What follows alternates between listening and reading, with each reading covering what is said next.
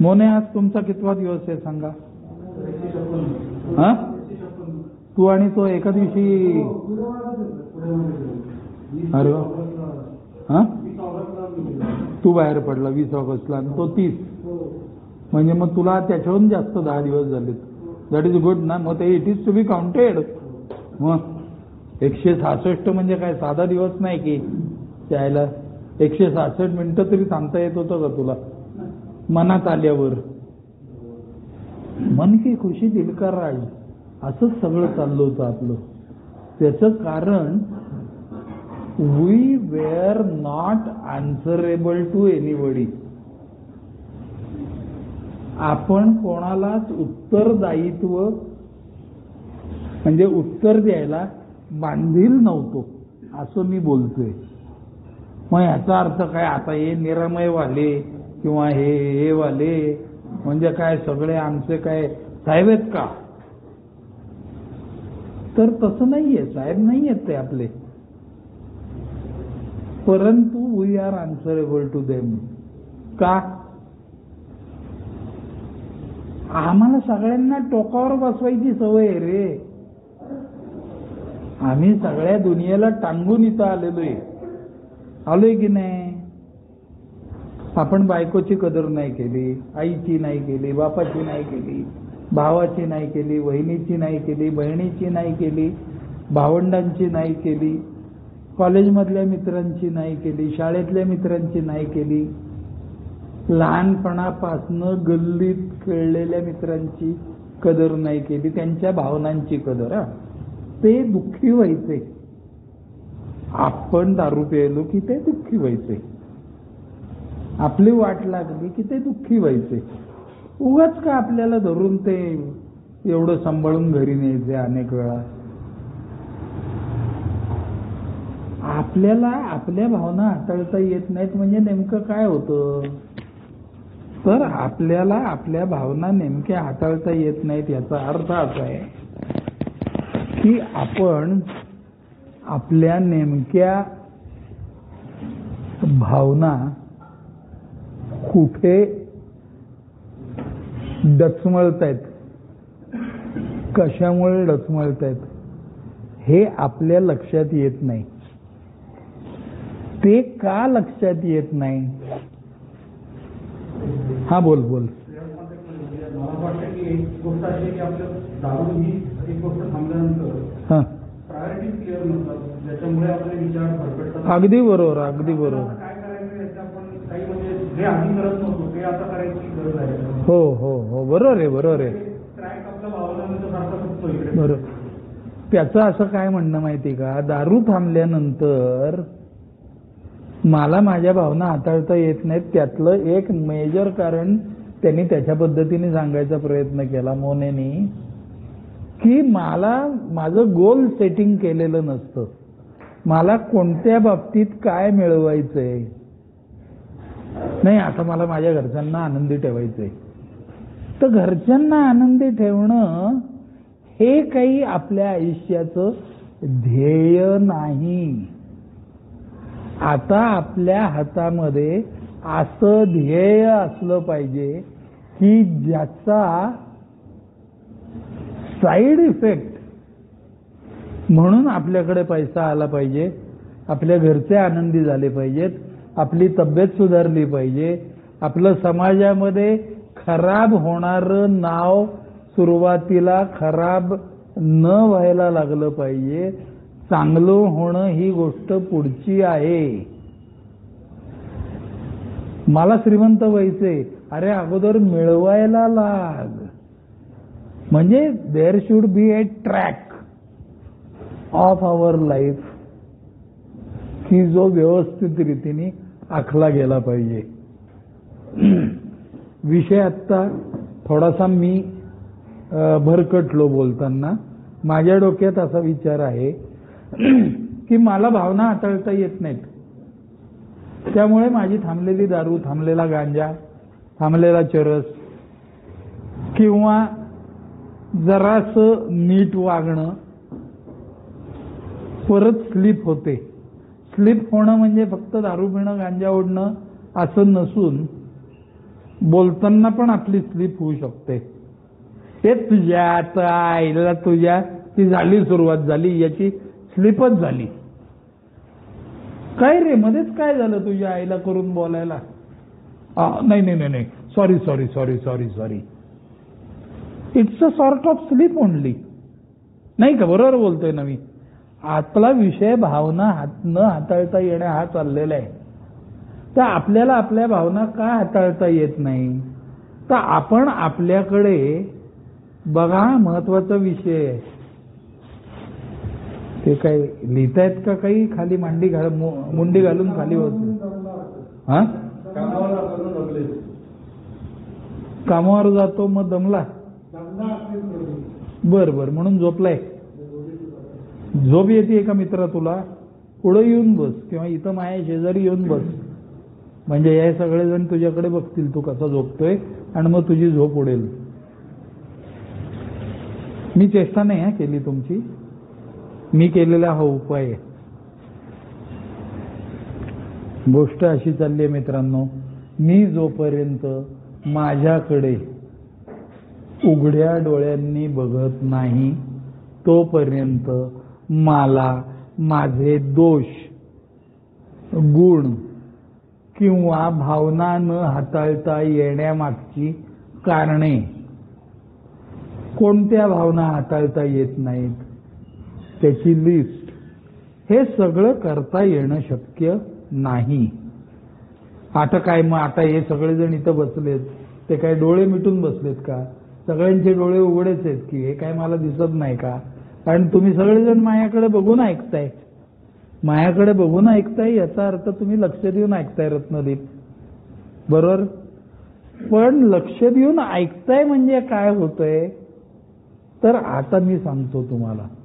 हे जसं तुम्ही माझ्याकडे डोळे उघडे ठेवून बघताय आणि लक्ष देऊन ऐकताय, तसं आपल्याला आपल्याकडे स्वतःकडे डोळे उघडे ठेवून बघता आलं पाहिजे. आणि मला ते येत नव्हतं. त्याच्या मागचं खरं कारण आज तुम्हाला 25 वर्ष थांबल्यानंतर सांगतो. एकदा काय झालं, त्या काळी स्कूटरवरनं जात असताना माझ्या डोळ्यात एक काहीतरी चिलट गेलं होतं, डाव्या डोळ्यात, बरोबर? चिलट का गेलं होतं स्कूटरवर जाताना? तर मी गॉगल लावला नव्हता किंवा बिन नंबरचा चष्मा लावला नव्हता. म्हणजेच मी आय प्रोटेक्शनसाठी काळजी घेतली नव्हती. तुमच्यासाठी सांगतोय सगळ्यांना. हे का नव्हती घेतली काळजी? तर माझा माझ्यावरती खूप जास्त विश्वास होता आणि इतर लोक कुठं गॉगल वापरतात, मीच कशाला वापरायला पाहिजे गॉगल? उगाच आपलं काहीतरी सांगतात चायला, काय जरूर नाही, मला गॉगल वापरायची जरूर नाही. म्हणजे ओव्हर कॉन्फिडन्स मध्ये मी स्कूटर चालवायला गेलो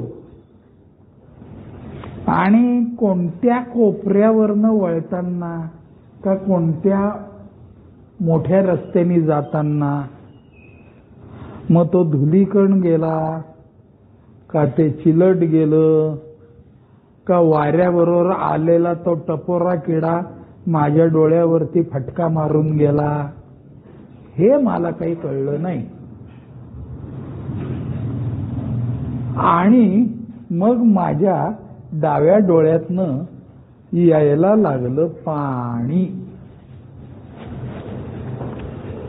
माझ्या डाव्या डोळ्यातनं पाणी यायला लागलं, परंतु मी माझ्या भावना हाताळू शकत नाही हा शब्द मी ऐकला नसल्याने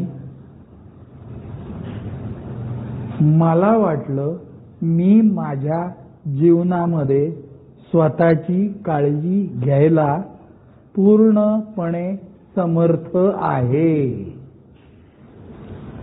आणि तेवढ्यापुरतं लागले रे डोळ्याला काहीतरी. उजव्या डोळ्यातनं कुठे येतंय माझ्या पाणी? असं थोडंसं काहीतरी होणारच की आयुष्यात, डोळ्यात पाणी येणारच. म्हणून मी काय केलं,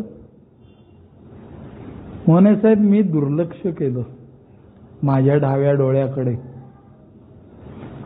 मला भावना हाताळता येत नाहीत याच्याबद्दल मी बोलतोय. मी माझ्या डाव्या डोळ्याकडे दुर्लक्ष केलं. घरी गेल्यावर बायको म्हटली, अहो काय डोळा लाल झालाय तुमचा?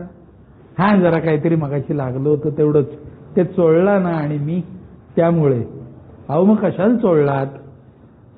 शायला आता माझा डोळा आहे, मी चोळायचा की नाही हा माझा प्रश्न आहे, तू नको बोलू, जेवायला वाढव.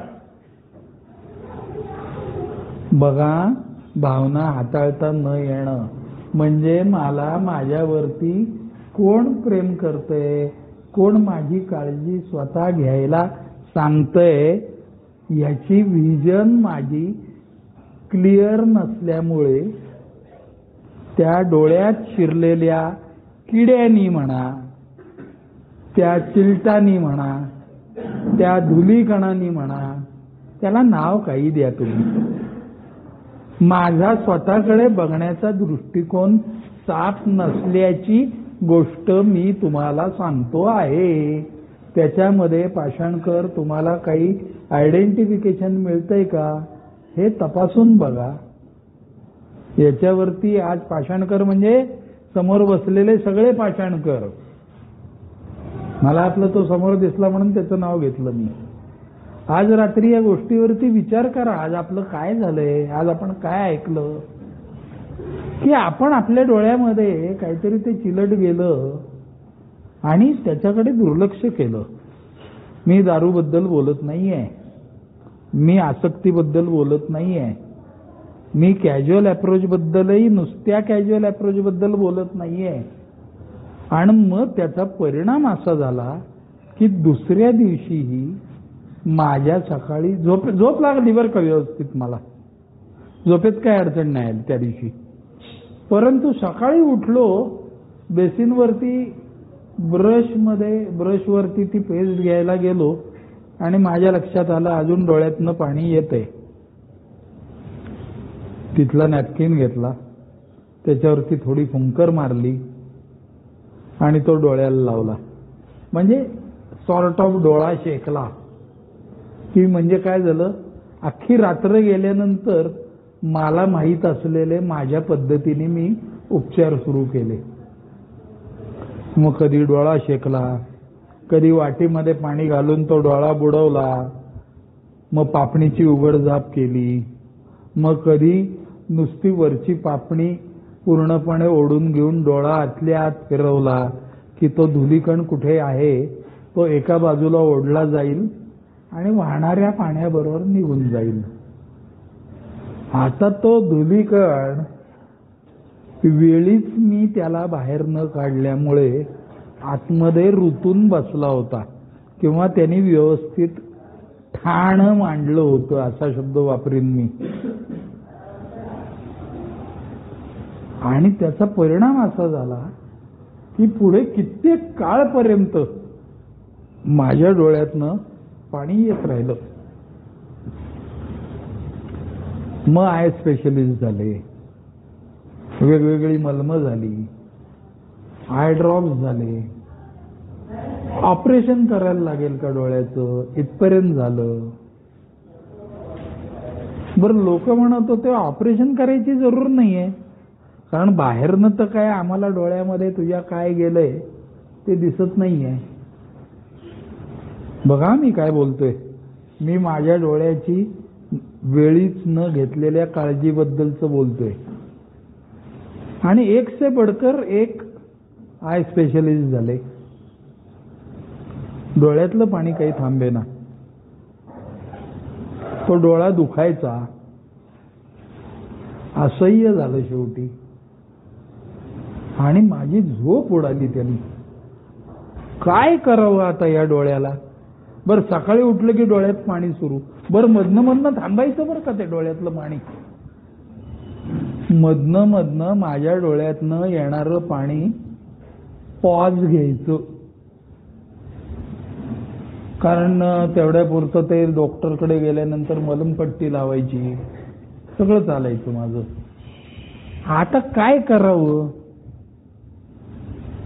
जाणार आपला डोळा या कन्क्ल्युजनला आलो मी. कारण ती पट्टी काढली की परत वारं लागायचं आणि परत डाव्या डोळ्यातनं पाणी सुरू. आणि नुसता मी वरीड नव्हतो, तर माझ्याबरोबर माझ्या घरचे सुद्धा सगळे वरीड होते की या मुलाचं जर का आता डोळा गेला तर काय करणार. कारण डोळा जाणं हे फार, आपल्यातल्या कोणाचा डोळा गेलाय का रे आत्ता? सगळ्यांना दोन्ही डोळ्यांनी व्यवस्थित दिसतंय का? काय दिसतंय का? अरे नशिबाने आपण सगळेजण.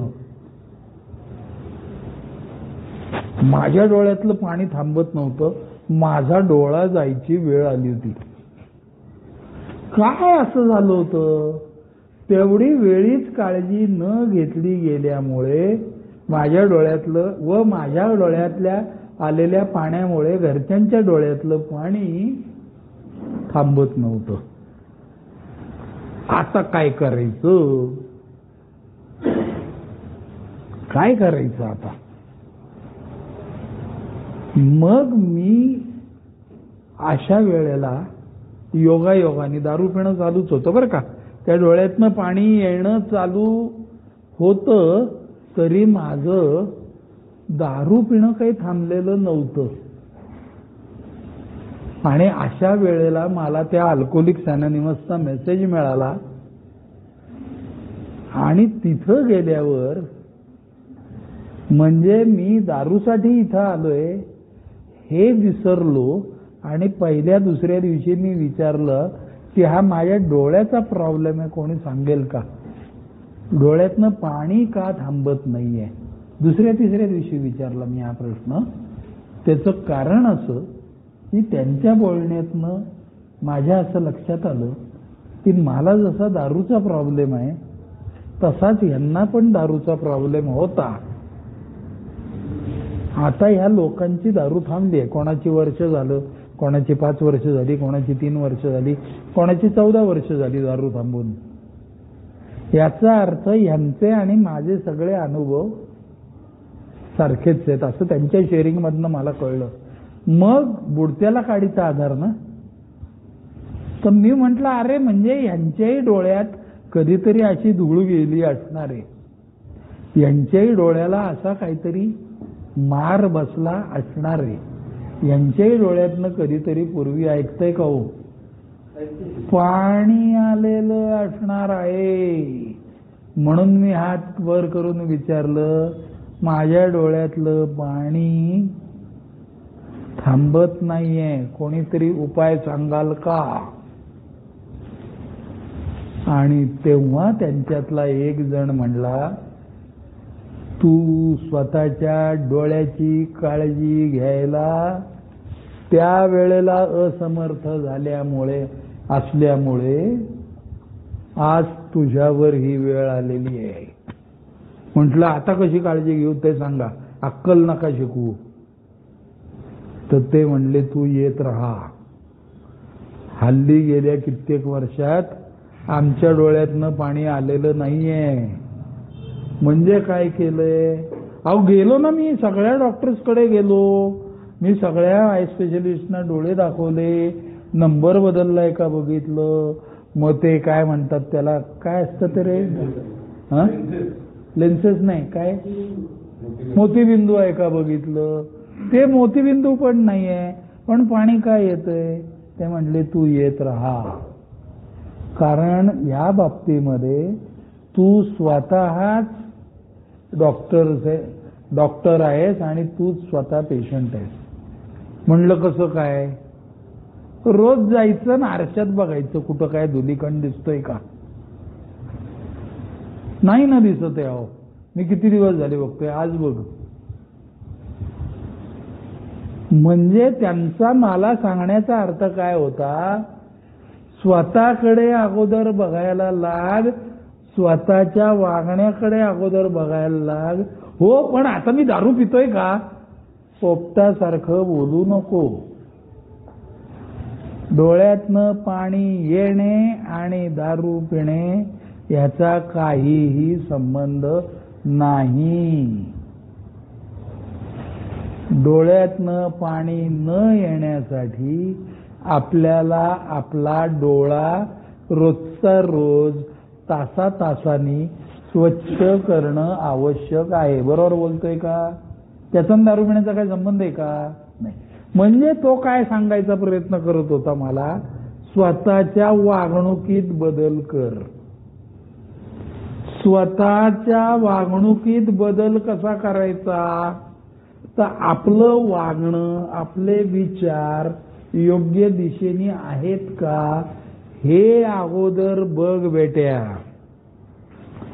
आणि मग जसजसा मी त्यांच्यात जात राहिलो तस माझ्या असं लक्षात आलं की माझं जीवन मी चालवण्याऐवजी माझ्या जीवनाच्या सगळ्या दोऱ्या मी इतर लोकांच्या हातात दिल्या होत्या.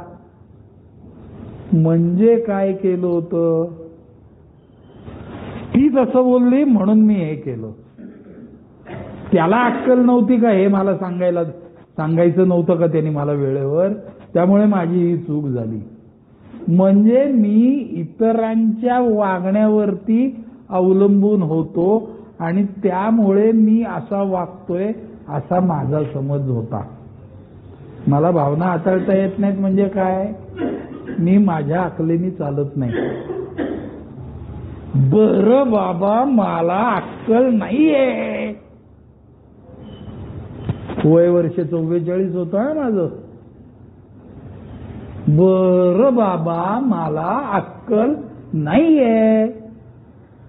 हे जे बोलतोयस ना म्हणले, हे ते डोळ्यात गेलेलं कुसळ आहे, मुसळ आहे, काय म्हणतात त्याला, छोटा कण आहे. कारण तुला अक्कल नाहीये असं तुला वाटणं इटसेल्फ तुझ्या डोळ्यातलं पाणी आहे किंवा तो कण आहे. वेडा आहे का काय म्हणले तू? इतकी वर्ष किर्लोस्कर मध्ये चांगली नोकरी केली, पैसा कमवला, सोनं घेतलं, नंतर विकलं ते सोडा. पण माझं वागणं म्हणजे मला अक्कल नाहीये. आता इतका हतबल झाला तू? अरे येडा आहे का तू? आधी स्वतःकडे बघ. अक्कल नाही काय? तुला अक्कल आहे. फक्त स्वतःकडे बघण्याचा दृष्टिकोन तू बदल. मग मी कर्तृत्ववान कसा आहे हे मी दाखवायला लागलो बरं का. कोणाला? लोकांना. ही सगळी भानगड जी चालली आहे ना भावना हाताळायची, ती स्वतःचं जीवन सुसह्य करण्यासाठी चाललेली आहे. आणि मी म्हणजे त्या राज कपूर सारखा शोमॅन असल्यासारखा आपलं म्हणजे कसलं आहे असं लोकांना दाखवायला जायचो. स्वतःचा बडेजाव कसा मिरवायचा ह्याच्यामध्ये मी माझ्या आयुष्यातली बराच काळ घालवलेला आहे. परत आला का भावना हाताळता न येण्याचा प्रश्न? मी स्वतःबद्दल कोणत्या बाबतीत बोललं पाहिजे? मी स्वतःबद्दल लोकांशी बोलताना कोणत्या गोष्टी बोलल्या नाही पाहिजेत? हे सुद्धा मला कळत नव्हतं. का कळत नव्हतं? डोळ्यात असलेला कण तो जोपर्यंत मला सापडत नाही तोपर्यंत मी तो काढू शकत नाही. आणि तो सापडणं हे सुरुवातीच्या काळात महाकठीण असतं. मग त्याला उपाय काय? तर त्याला उपाय म्हणजे ज्यांनी वेगवेगळे प्रयोग करून स्वतःच्या डोळ्यातली धूळ वेळेवर साफ केलेली आहे व आता स्वतःच्या डोळ्यामध्ये परत धूळ जाणार नाही याची काळजी घेत जगत आहेत. त्यांच्या सहवासात मी वावरलो तर आणि तरच मी डोळे उघडे ठेवून समाजाकडे व माझ्याकडे बघू शकतो. लक्षात आलं का मी काय बोलतोय? माझ्या डोळ्यामध्ये तो धुलीचा कण जोपर्यंत आहे तोपर्यंत माझ्या डोळ्यात पाणी येत राहणार. स्टेप्स आहेत या. अगोदर मला कळलं पाहिजे माझ्या डोळ्यामध्ये धुलीचा कण गेलाय, नंतर तो मला काढता येत नाहीये हातबलता. मग आता मी काय करू तर मदत मागायची. मदत कोण करू शकतो? ज्यांनी ऑलरेडी स्वतःच्या डोळ्यातला धुलीकण काढलेला आहे तोच करू शकतो ना. नाही तर पैसे देऊन बाजारामध्ये 500 डॉक्टरकडे ऑलरेडी तू जाऊन आलाय बेट्या. तो खेळ काही तुला नवीन नाहीये. मग आता काय करायचं? तर आधी केले आणि मग सांगितलेवाल्या लोकांच्यात वावरायचं. तसं वावरायला लागल्यानंतर सोप्या सोप्या युक्त्या माझ्या डोळ्यातले धुलीकण काढण्यासाठी अशा प्रकारे एक दिवस मला एक धुलीकण सापडला. बरं झालं बाबा, आता माझ्या आयुष्यात डोळ्यात पाणी येणार नाही. हुश. परत तासा 2 तासांनी परत आहे डोळ्यामध्ये पाणी. म्हणजे काय? धूळ बरीच आहे. एक धुलीकण काढून संपलं नाही. मग आता मला माझ्यावर काम करायला आहे. म्हणजे काय करायचंय? तर मला प्रॉपर गायडन्सनी चालायला पाहिजे. मी आजही त्या ए मध्ये जातो कशासाठी? अजून अशा अनेक गोष्टी आहेत की ज्या मला माहिती नाहीयेत.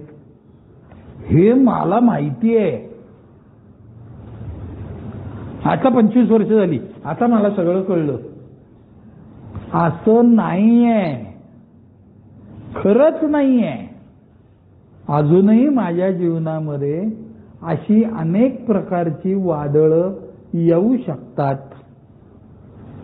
की ज्या वेळेला माझा मानसिक तोल ढळण्याची जाम शक्यता आहे. आणि आता जर माझा मानसिक तोल ढळला तर मी दारू नाही पिणार. कारण आता 25 वर्षामध्ये मला दारू न पिण्याची प्रॅक्टिस झालेली आहे. परंतु मी त्याच्यापेक्षा अधिक वाईट वागू शकतो. दारू पिणं हे वरवरच आहे. मी अजून काहीतरी कुठंतरी वेडवाकडं बोलू शकतो, कोणाचा तरी अपमान करू शकतो, एखादी अशी कुऱ्हाड मी माझ्या पायावर मारून घेऊ शकतो की ज्याच्यामुळे मी आयुष्यभर लंगडा होईन. त्यामुळे आता मला माझी काळजी घ्यायला पाहिजे. So I should be well prepared. मला माझ्या भावना सगळ्याच हाताळता येतात असं अजिबात नाहीये. थँक्यू यार. त्याच्याबरोबर लक्षात आलं बघ मला तहान लागल्याचं. आपल्या सगळ्यांच्या घरच्यांचं हीच परिस्थिती होती. आपल्याला काय होतंय हे आपल्या लक्षात यायच्या आधी आपल्या घरच्यांना अगोदर कळत होतं. आपण मात्र आपल्या डोळ्यातल्या धुलीकणांमुळे तुला काय कळतंय का, तू गप्प बस, तू नको अक्कल शिकवू मला, असं वेळोवेळी त्यांच्याशी बोलायचो.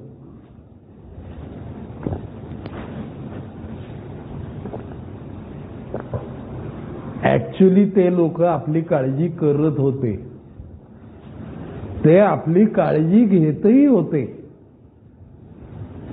पण आपण मात्र दुर्दैवानी मी माझी काळजी घ्यायला कसा समर्थ आहे असं म्हणून एवढी मारली गेली तरी शेपूट वर करून नाचतच होतो. मला हे कळायला उशीर लागला की माझी का मारली जात होती, कारण मी शेपूट वर करायचो. मी जेव्हा शेपूट घातली तेव्हा मारली जाणं बंद व्हायला लागलं. शब्द घाणेरडे आहेत, पण आपल्यासारख्याच्या बाबतीत तेच खरे आहेत. जोपर्यंत आपण हातबलता मान्य करत नाही, जोपर्यंत आपण तोंड वर करून दुसऱ्याला अक्कल शिकवणं बंद करत नाही, जोपर्यंत मला सगळं कळतंय अशा रुबाबात मी वागणं बंद करत नाही, तोपर्यंत मला ह्या सगळ्यातनं वे आउट मिळत नाही. मग एकदा जर का ते धुलीकण बाहेर पडायला लागले की मग झाली सुरुवात. मग ते धुलीकण काढण्याचेच नाद लागतो माझ्यासारख्याला.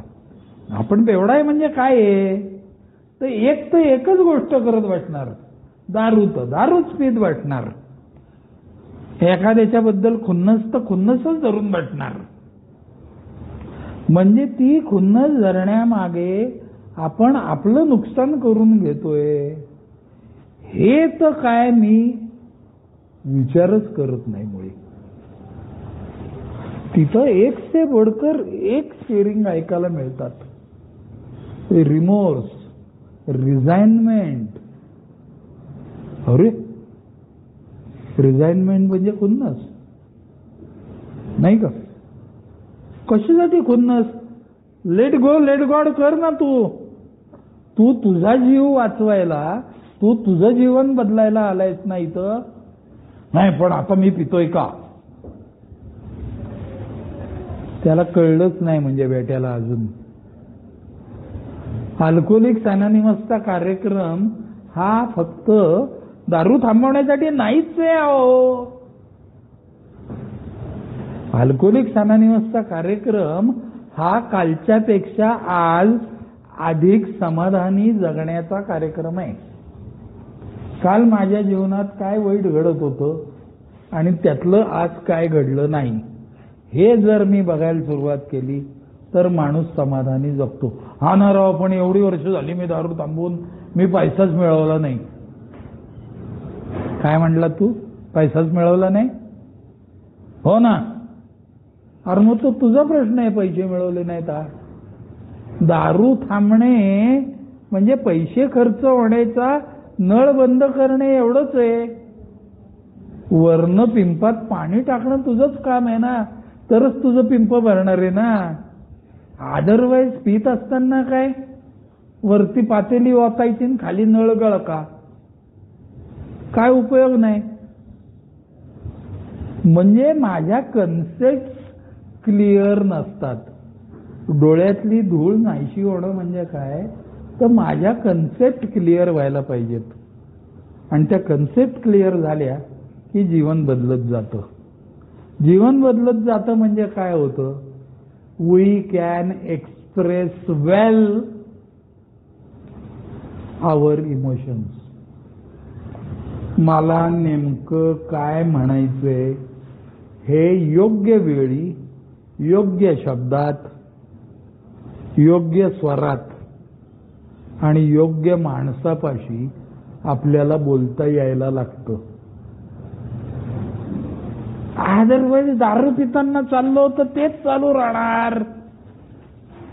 बारमध्ये गेलं की माझी बायको कशी वाईट आहे ह्याच विषयावर बोलायचो मी. आणि वाईट का आहे तर ती मला दारू प्यायला पैसे देत नाही म्हणून ती वाईट आहे, हे मूळ कारण होतं. पण जगाला दाखवताना मी काय दाखवत होतो, ती माझा छळ कसा करते. माझे वडील माझ्या नावावरती प्रॉपर्टी कसे करत नाहीत. ते का करत नव्हते, कारण तो बाप होता माझा, तो पोराला ओळखून होता. आत्ता याच्या नावावर प्रॉपर्टी केली तर 15 दिवसात याचं व्हॅल्युएशन करणार आणि बाजार दाखवणार याला, या प्रॉपर्टीला. हे त्यांना माहित होतं. पण माझं दुःख म्हणजे what I am trying to tell you is धुलीकण इन माय ओन आईज. माझ्या डोळ्यातली धूळ काय होती तर मी माझ्या वागण्याकडे शहाजोगपणाने सराईत असल्यासारखा माझ्या चुकीच्या वागण्याकडे दुर्लक्ष करत होतो. माझ्या अंगात कुठल्याही गोष्टीचं सातत्य नव्हतं. तिच्या आईला ती दारू सुद्धा मी सातत्याने नाही पिऊ शकलो. राव काय सांगायचं आता तुम्हाला. मी दारूवर एवढं प्रेम करणारा मी ती सुद्धा मधनं सोडायचो. म्हणजे कुठल्याही गोष्टीचं सातत्य नसणे या एकाच गोष्टीचं सातत्य माझ्या अंगात होतं. मी कष्ट करायला नालायक ठरलो होतो. तो किर्लोस्करांचा मोठेपणा होता, त्यांनी मला काढलं नव्हतं कामावरनं. हे और अदरवाईज मी किर्लोस्कर मध्ये असताना सुद्धा काम करायचो नाही का, भरपूर काम करायचो बरं का. पण कधी कधी म्हणजे 15 ऑगस्ट व 26 जानेवारीला भारत माझा देश आहे, कधी कधी तसं. और अदरवाईज 2 पंच आणि 1 लंच याच्यावरती मी माझं आयुष्य काढलं त्या किर्लोस्कर मधलं. ते जास्त चांगले होते म्हणून त्यांनी मला कामावरनं काढलं नव्हतं. हे बघण्याचा माझा दृष्टिकोन नव्हता माझ्याकडे. मी कसे काढले ते किर्लोस्कर मधले दिवस. माझ्या साहेबांनी वेळोवेळी माझ्या पाठीशी उभं राहून, तो माणूस चांगला होता म्हणून माझ्या पाठीशी उभं राहून कसे वेळोवेळी वेळ मारून नेली माझ्या बाजूनी बोलून. अदरवाईज मला कधीच लाट पडली असती. कुठल्याही गोष्टीचं सातत्य नाही, प्रामाणिकपणा नाही. दर वेळेला स्वतःला फसवायचं. मी नुसती बायकोला फसवलं, वडिलांना फसवलं, आईला फसवलं, मित्रांना फसवलं नाही. सगळ्यात अगोदर मी स्वतःला फसवायचो. मला एक गोष्ट करायची असायची आणि मी ती सोडून बाकी सगळं करायचो. बरोबर बोलतोय का रे? चुत्या कोण बनवलं मला? मी बनवलं मला चुत्या. का रे? माझ्या डोळ्यातलं पाणी. जोपर्यंत आपल्या डोळ्यातलं पाणी थांबत नाही तोपर्यंत आपण सुधारणार नाही. मग आता त्याला काय करायचं? बसा धुलीकण काढत एक एक चाललाय प्रयत्न. अजून डोळे पूर्ण साफ झालेत का? पूर्ण साफ झालेले नाही.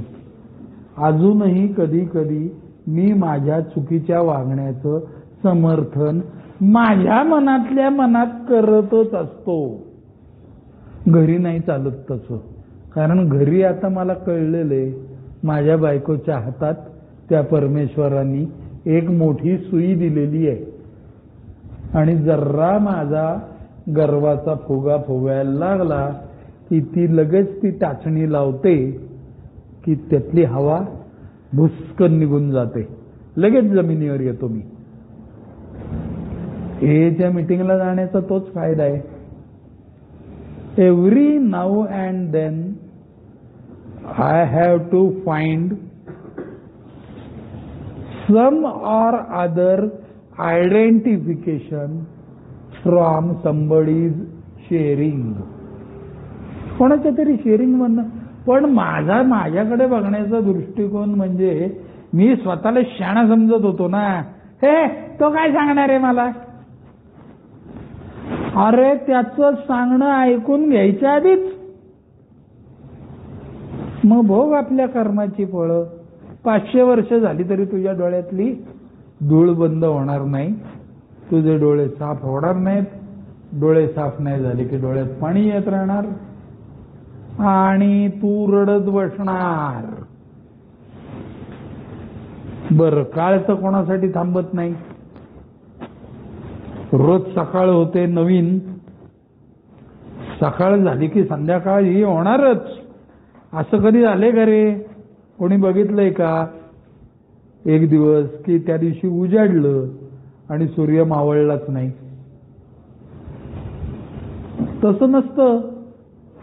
कॅलेंडरची तारीख उलटली जातेच. महिना संपलं की पानच उलटतात, वर्ष संपलं की कॅलेंडरच उलटतात. आता आपला चॉईस आहे.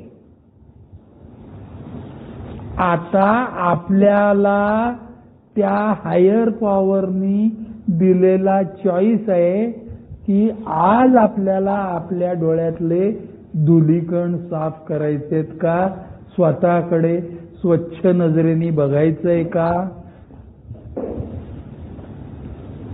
Choice is yours. पण एक झालं माझ्या नशिबानी, मी ती संगत सोडली नाही. स्वतःकडे बघणाऱ्यांची संगत मी सोडली नाही, म्हणून मी स्वतःकडे बघत राहिलो. आणि स्वतःकडे बघत राहिलो म्हणून एक दिवसाच्या हिशोबाने माझं जीवन अधिक सुसह्य होत गेलं. आज माझ्याकडे काय आहे हे मी बघायला शिकलो. पूर्वी माझ्याकडे काय नाही आहे हे मी बघत होतो, म्हणून मी विवंचनेत होतो. त्या लोकांनी मला शिकवलं की आपल्याला आपल्या शूजचा साईज माहिती असलाच पाहिजे. एवढा का स्काय इज द लिमिट. पितांनाचे डायलॉग म्हणजे हे असलेच असायचे ना. Sky is the limit for me. अरे हो, तुझे पंख आहेत का? मला पंख नाही आहेत. मग कसलं स्काय इज द लिमिट रे? दड रस्त्याने चालता येत नाही बेट्या तुला. 20 वेळा रस्ता चुकतोय आणि गप्पा मारतोय स्काय इज द लिमिटच्या. हा विचार कुठं मनात आला? हा विचार माझ्या मनात तो अल्कोहोलिक्स अनोनिमसची शेअरिंग ऐकत असताना आला. का आला? कारण तो तेच बोलत होता. And I could find identification from that sharing. मला नेमकं आयडेंटिफिकेशन जर सापडलं तरच माझ्यात बदल होतो, आणि न सापडण्याचं कधीही चान्सच नसतो. त्याचं कारण तिथे सगळे आपण समवेदनावाले जमतो. दारू थांबणे, उठाबशा काढणे हा प्रवासातला एक भाग आहे. But the destination is one. जरी प्रत्येकाचं आयुष्यातलं गाव वेगवेगळं असलं तरी आपल्या आयुष्यामध्ये शेवटी आपल्याला काय मिळवायचंय तर समाधान, शांती, घरात आत्ता नसलेला आनंद. बरोबर आहे ना आनंदराव? पैसा येडाय का, माझ्याकडे आहे ना पैसे. अरे तुझी कपॅसिटी किती? तुझ्या बरोबरची मुलं कुठे आयुष्यात पुढे गेली आहेत? तू जर का बेसावध वागला नसतास तर आज तू आयुष्यात आर्थिकदृष्ट्या कुठं जायला पाहिजे होता विनायक? हे न बघणं म्हणजे डोळ्यातली धूळ साफ न करणं होय. माझ्या वागण्यामुळे माझं घर आज आनंदी नाहीये याची जाणीव होणं म्हणजे ती धूळ साफ करायला झालीये ही जाणीव. माझ्या घरात 12 महिने 24 तास वादळ होतं. मला तिथं गेल्यावर कळलं, ऐकायला शिक, शिकायला ऐक. अहो ते इथं म्हटलं तुमचं sharing learn to listen and listen to learn. घरी काय म्हणलं हीच फ्रेज वापरायची. घरी गेल्यावर आता तू ऐकायला शिक. अहो म्हणजे ती थांबतच नाही ना बोलणं. अरे थांबेल म्हणले, कशावरनं थांबेल? आज ते प्रेशर कुकरची चिठ्ठी असते म्हणला. 3-4 शिट्ट्या 5 शिट्ट्या काय असतील त्या झाल्या, ते प्रेशर रिलीज झालं की कुकर शिट्ट्या वाजवणं बंद करतो. मग मऊ भात खायला मिळतो. खायचाय ना मऊ भात? हो ना राव. मग जरा दम धर. प्रत्येक प्रश्नावरचं उत्तर मला तिथं मिळालं. फक्त माझ्या डोळ्यातलं पाणी थांबण्यासाठी मला प्रयत्न करायला पाहिजे. आणि तो प्रयत्न करणं म्हणजे स्वतःकडे साफ नजरेने बघणं असं मी सांगायचा प्रयत्न तुम्हाला केला. आत्ता मी जे काय बोललो त्याच्यामध्ये कोणाला काही ऍड करायचं असेल तरी करा, कोणाला काही प्रश्न असतील तरी विचारा.